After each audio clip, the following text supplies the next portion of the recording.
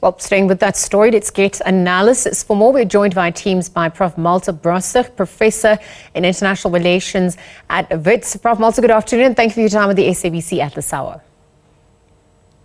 Good afternoon. Thanks for having me.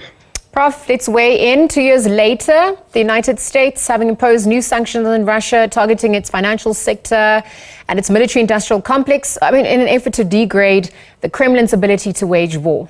And so from your vantage point, would you say that the number of sanctions that have been imposed on Russia to this point have been working?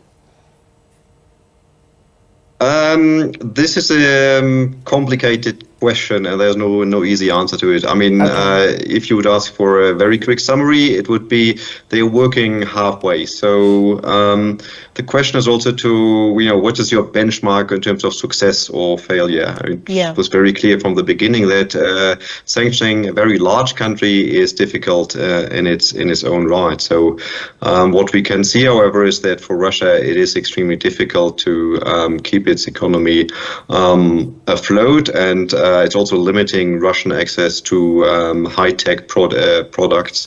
And they cannot sell their oil and gas to the pre-war levels, for example. But these are not complete or full sanctions, actually. So there will always be loopholes.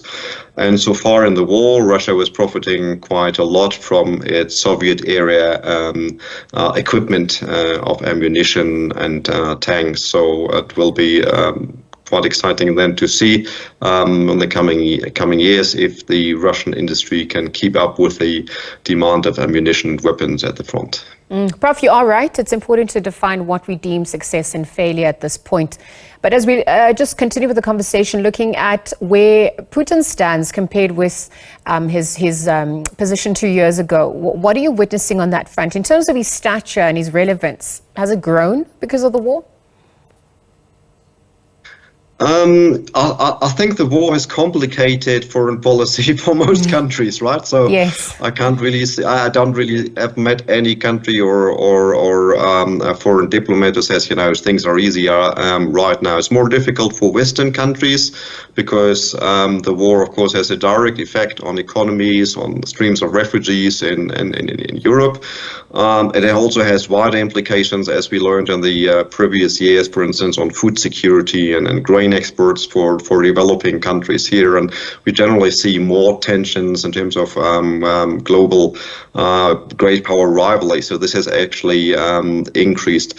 For Russia itself, it is a central global power somehow. So it could certainly reclaim some territory here, but the war at the same time was also weakening the country quite significantly. Despite its closer alliance with China and its vibrant BRICS relationships, you cannot really say that the country is on an upward cycle here. So it's a war of attrition that consumes enormous resources, even for a country like Russia.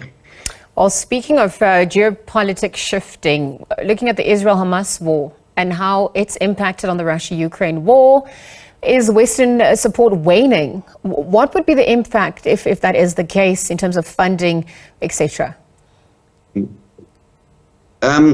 I think the war itself is consuming enormous resources. So when it starts, we can start with equipment and ammunition, but diplomatic support would also be quite important. And it's a war of attrition, and we can clearly see that there is a certain degree of fatigue setting in on the Russian side, but also on the Western side, supporting Ukraine here.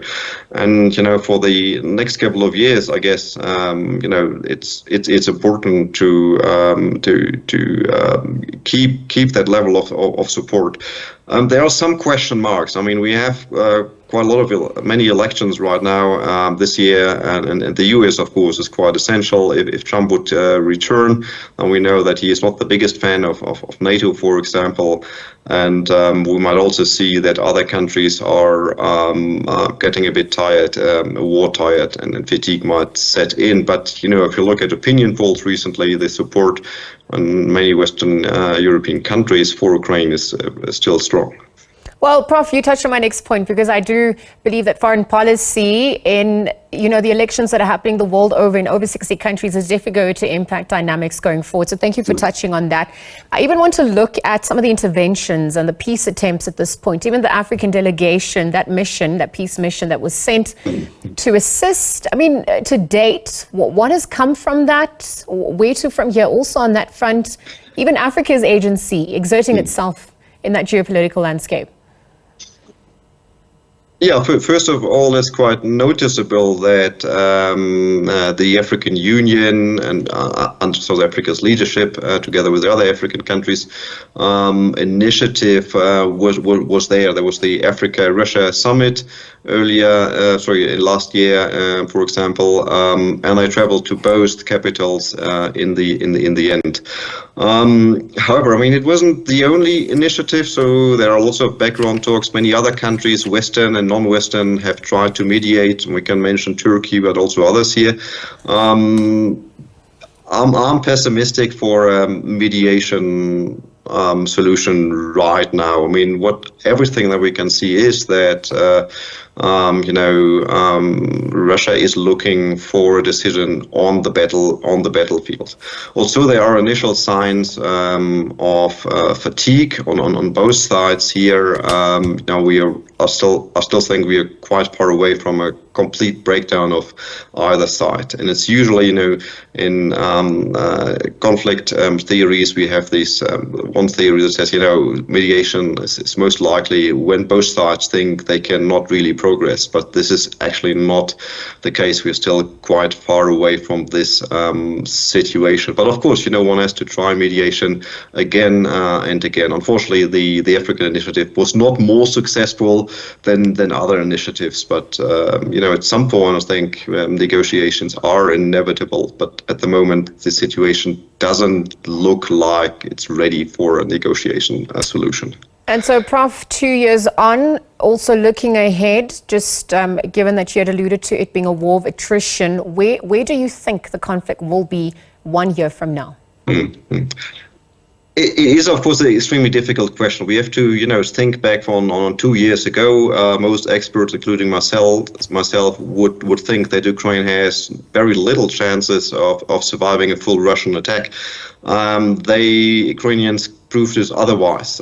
So I would be very careful. At the moment, war usually doesn't continue in a complete linear way, so we have to prepare for surprises. And let's say the progression mutiny was a surprise, and we might see cracks on either side. I'm not capable of making specific prediction, but we might see very sudden cracks on either side that might surprise us. I think the current rate of destruction and loss of life and equipment and ammunition is not sustainable forever. That's very clear. So at one point we will see cracks on the Ukrainian or the Russian side, and then there might be bigger change to come. But this is all that I can say at the moment.